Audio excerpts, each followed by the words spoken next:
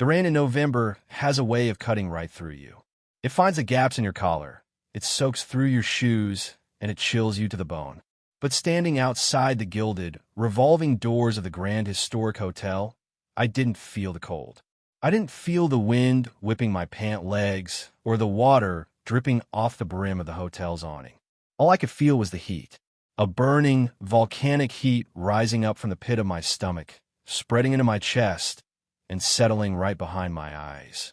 I was looking at my wife, Sarah. We have been married for 32 years. I have seen her give birth. I have seen her mourn her parents. I have seen her build a business from a kitchen table to a corporate office. She's the strongest woman I know. But in that moment, standing on the wet concrete under the judgmental gaze of a 20-something doorman, she looked small. She was clutching her purse with white knuckles, her shoulders were hunched, and her mascara was running. She was crying, not the loud, sobbing kind of crying that demands attention. It was the silent, humiliating kind, the kind that happens when your dignity is stripped away in front of a crowd. The man responsible was named Marcus. I know this because his gold-plated name tag was catching the light of the heat lamps he was standing under. He was dry. He was warm. He was wearing a uniform that probably cost more than his car, and he was looking at us like we were gum stuck to the bottom of his shoe.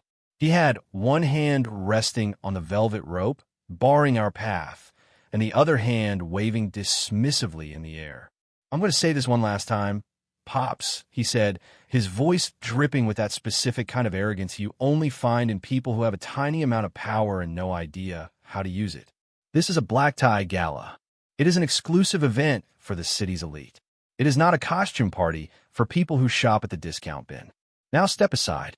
You're blocking the view for the actual guests. To understand the magnitude of this insult, you have to understand who we are. My name is James Holloway. If you Google me, you won't find much. You won't find an Instagram page where I flex on yachts. You won't find TikToks of me driving Lamborghinis. I drive a 5-year-old Volvo. I wear suits that fit well, but don't scream a brand name. Sarah is the same. We are what you call invisible wealth. We made our money in logistics and industrial software. Boring stuff. Unsexy stuff, but extremely profitable stuff. We sold our primary operating company 4 years ago for a sum that has 9 zeros in it. We don't like the spotlight. We value privacy, but we also value giving back. Tonight was the annual Gala for Hope, a fundraiser for the Children's Research Hospital. It is a cause very close to our hearts because that hospital saved our daughter's life 20 years AG. Oh, we weren't just guests tonight. We were the angel donors. That means we had anonymously covered the entire overhead of the event. The venue rental, the catering, the band, the security, we paid for it all so that every single dollar from ticket sales would go directly to the children. We had donated $2 million to make this night happen, but we had done it through a blind trust. We didn't want the applause. We just wanted to attend, eat a nice dinner, and see the community come together. Sarah had been excited about this night for months. And this is the part that breaks my heart. Sarah is a talented seamstress. It's her passion. She didn't want to buy a $10,000 dress from a rack that 10 other women would be wearing. She wanted to make something unique. She spent 6 weeks on her dress. It was a deep, shimmering emerald green silk. She sourced the fabric from a vintage textile mill in Italy. She hand-stitched the hem. She created a lace overlay for the bodice that was intricate and modest, and absolutely stunning. When she put on earlier that evening in her bedroom, she spun around and asked, "Jim, be honest. Does it look homemade? Does it look cheap?" I took her hands and I told her the truth. "Sarah, you look like royalty. You look better than anyone else who will be there." She beamed. She felt beautiful. She felt proud. And then we drove to the hotel, walked up to the red carpet, and ran into Mar. "'Cause I don't care if you have a ticket," Marcus sneered, looking at the printed invitation in my hand without even taking it. "Tickets can be forged. Look at you. And look at her." He gestured to Sarah with a grimace. "That dress. What is that, polyester? The seams are uneven. The style is dated. We have standards here. Vogue is inside. We have photographers from the Times. We can't have people who look like they wandered in from a bus stop, ruining the aesthetic of the entry photos. It compromises the brand image. Sarah flinched as if he had slapped her. She looked down at the silk she had spent hours smoothing and pinning. "It's silk," she whispered, her voice trembling. "I made it myself." Marcus laughed.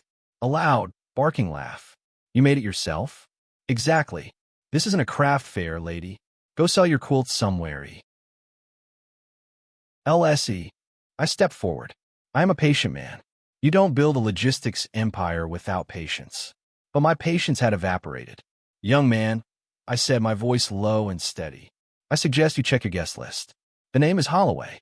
We are on the VIP list, and you're about 5 seconds away from making a career-ending mistake." Marcus didn't even blink. He leaned in, smelling of peppermint and smugness. "Holloway? Never heard of it. And I don't need to check the list. I'm a gatekeeper, and I say you don't get in. Now, move along before I call security to have you dragged off the premises for loit." Ring. "Is there a problem here?" The voice came from behind Marcus. It was a woman. She was tall, wearing a severe black dress and holding a clipboard like it was a weapon. Her name tag read Clarissa, Event Director. I thought, finally, someone with a brain. Someone who understands liability. I turned to her. "Ma'am, yes, there is a problem. Your doorman is refusing entry to valid ticket holders based on his personal opinion of my wife's clothing. I would like you to escort us in immediately." Clarissa looked at me. Then she looked at Sarah. She scanned Sarah from her shoes to her hair, her eyes narrowing in critical assessment. She didn't look sympathetic. She looked annoyed. "Marcus is right," Clarissa said, her voice icy. "I'm looking at your attire, sir, and while your suit is passable, though ill-fitted, your wife's dress is simply not up to code." I stared at her. "Code? The invitation says black tie. She is wearing a formal evening gown." Clarissa sighed, the kind of sigh a parent gives a toddler.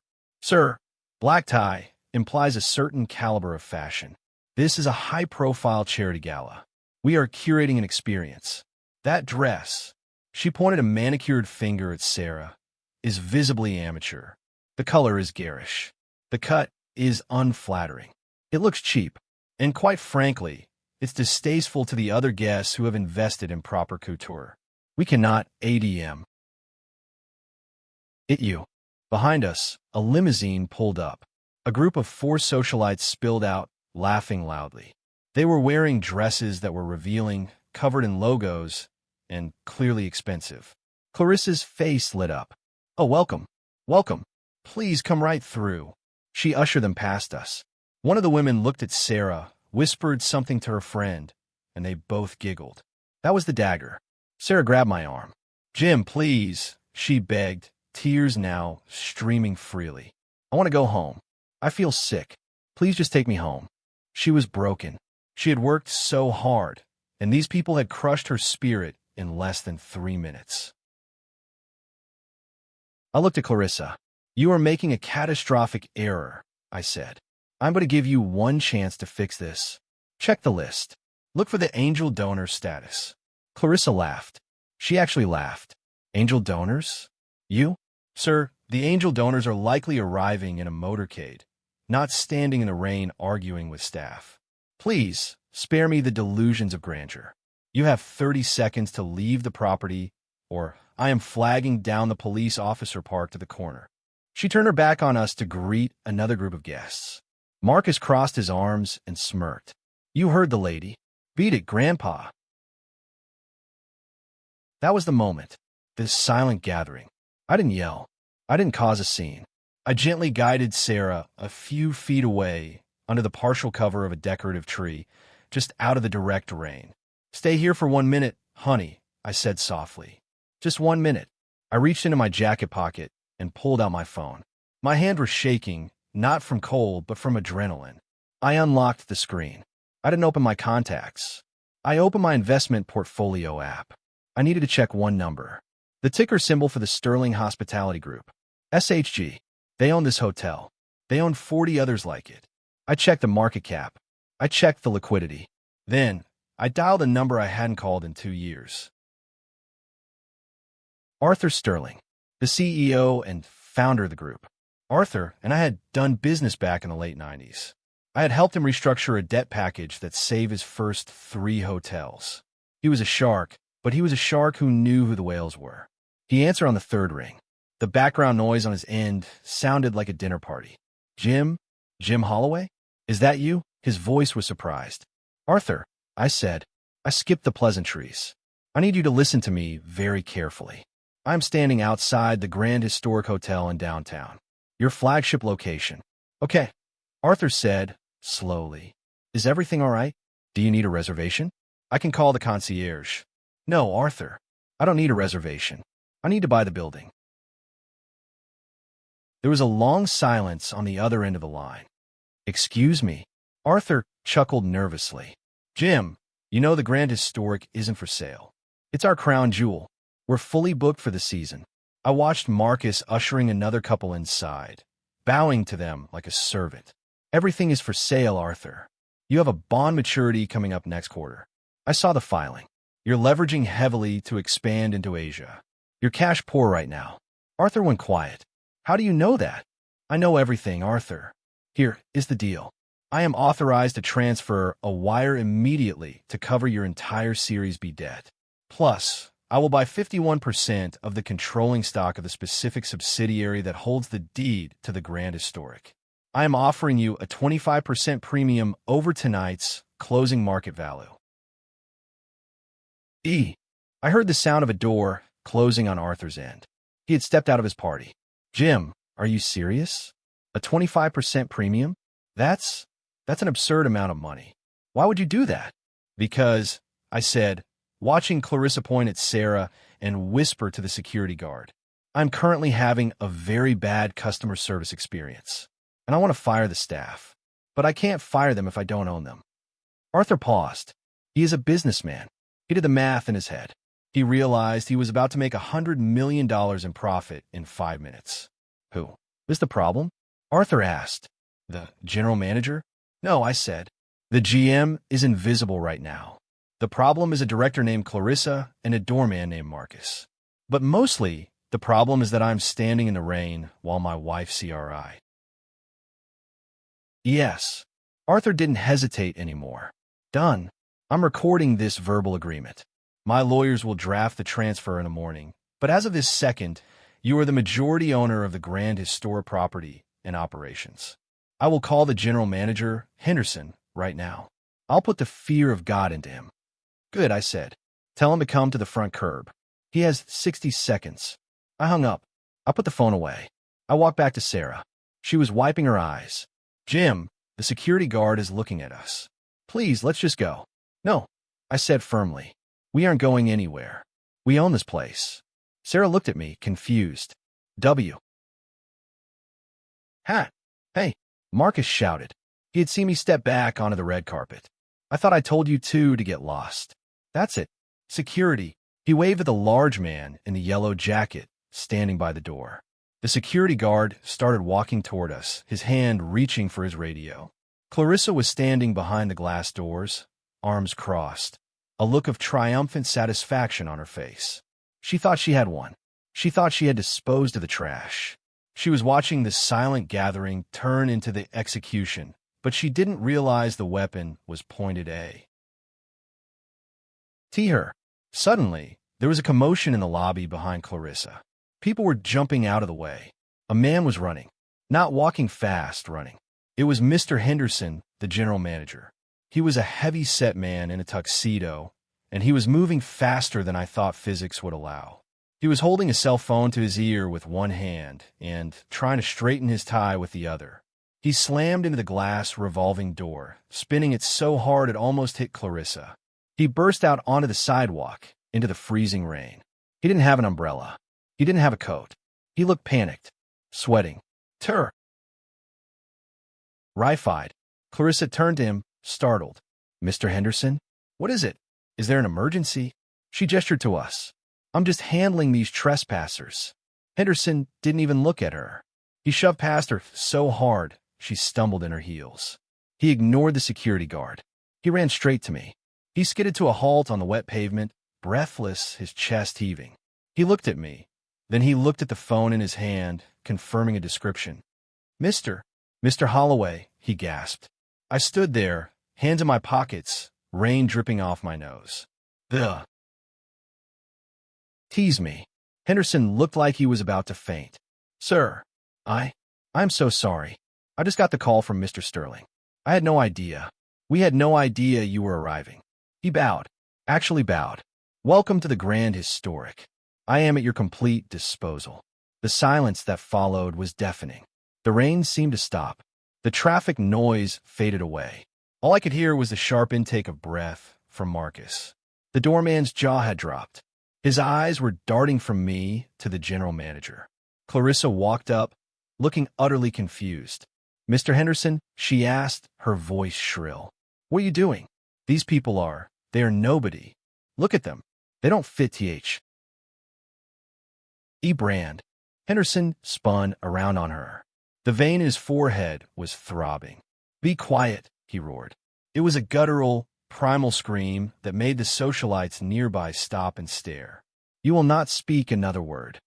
Clarissa recoiled, shocked. But the dress. Henderson ignored her. He turned back to me, his hands shaking. Mr. Holloway, please. Tell me what I can do to rectify this. Mr. Sterling said. He said you bought the controlling interest? Effective immediately. I nodded slowly. I did. About 3 minutes ago. I looked at Marcus. He was trembling now. The color had drained from his face, leaving him looking sickly and pale. So, I said, my voice projecting clearly so the crowd could hear. Here is how this is going to work. Mr. Henderson, correct? Yes, sir, he squeaked. Mr. Henderson, I don't like your staff. Specifically, I don't like your doorman. I pointed at Marcus. He insulted my wife. He told her she looked like she belonged in a discount bin. He refused to check the VIP list because he didn't like her sewing. I turned my gaze to Clarissa. She was holding her clipboard like a shield now. And her, your event director. She told my wife that her dress, a dress she poured her soul into, was brand damaging. She threatened to call the police on the people paying for this party. I stepped closer to Clarissa. You care a lot about the brand, don't you, Clarissa? She couldn't speak. She just stared at me, eyes wide with horror. Well, I'm the owner of the brand now, and my brand has a new policy. It's called Basic Human Decency, and you don't meet the standards. I turned to Henderson. Fire them. Henderson nodded vigorously. Of course. Immediately. He turned to Marcus. Give me your badge. Give me your coat. You are done. Get off the property. Marcus tried to argue, but I was just following the protocol. The protocol is to treat guests with respect. Henderson shouted. Security. Escort him out. The same security guard who had been coming for me grabbed Marcus by the arm and dragged him away from the intrank. Then Henderson turned to Clarissa. She was crying now. Real tears. Not the silent, dignified tears my wife had shed, but the ugly, panicked tears of someone realizing their life just imploded. Mr. Henderson, please, I didn't know. If I had known he was a billionaire. That is the problem. I interrupted her. You shouldn't have to know. You should have treated her with kindness, because she is a human being. You judge her based on fabric. You judge her based on a label. I looked at her dress. You are fired, Clarissa. Pack your office. And do it quickly. I want you gone before we sit down for dinner. She looked around for support, but the socialites she had been fawning over were all looking at the ground, terrified that they might be next. She dropped her clipboard on the wet ground and walked away, sob. Henderson kicked the clipboard aside. He unhooked the velvet rope with his own hands. He took off his own tuxedo jacket, a distinct breach of protocol, and draped it over Sarah's shoulders to protect her from the rain. Mrs. Holloway, he said, his voice trembling with deference, please accept my humblest apologies. Your dress is unique. It is exquisite. Please allow me to escort you in. Sarah looked at me. I winked. She smiled, standing a little taller. We walked up the red carpet. The photographers, sensing the shift in power, started snapping photos of us. The angel donors had finally arrived. We walked into the ballroom. It was warm. It smelled of lilies and expensive perfume. Henderson didn't just walk us to a table. He walked us to the front. He walked us to the platinum circle, right in front of the stage. There was a table occupied by the group of socialites who had laughed at us outside. They were sipping champagne. When they saw Henderson approaching with us, they stopped drinking. Henderson stopped at their table. "Ladies," he said, his voice cold, "I'm afraid there has been a mistake. This table is reserved for the ownership." One of the women gasped. "But we paid $10,000. Henderson pointed to the back of the room, near the kitchen doors. "There's a table available there. Or I can refund your tickets and you can leave. Your seat." Hoist. They moved. They gathered their clutches and their trailing gowns, and they moved to the back of the room. We sat down at the best table in the house. The waitstaff swarmed us instantly. Champagne, caviar, whatever we wanted. But we didn't care about that. Sarah took my hand. She looked around the room, at the crystal chandeliers, at the people whispering and pointing at us, realizing who we were. She leaned in and kissed me. "You didn't have to buy the hotel, Jim," she whispered, laughing softly. "I know," I said, but the investment portfolio needed some diversification. Anyway, the fallout was absolute. The next morning, I had a full audit of the management team. We cleared out the toxic culture. We instituted new training that emphasized service over snobbery. As for Marcus and Clarissa, I heard Clarissa try to get a job at another high-end event firm in the city, but word travels fast in this industry. When you insult the angel donor and get fired by the new owner in the same breath, you become a liability. She's currently working retail at a mall outlet. And Marcus? I don't know where he is. And I do. And care. We still own the hotel. Every year, we hold a charity gala there. And every year, Sarah makes her own dress. Sometimes it's blue, sometimes it's red. But every single year, when we walk up to that door, the staff greets her by name. They compliment her stitching. They treat her like the queen she is. Not because they have to, but because they know that the man standing next to her doesn't care about the fine print on a ticket. He reads the fine print on the deed, and he isn't afraid to use it.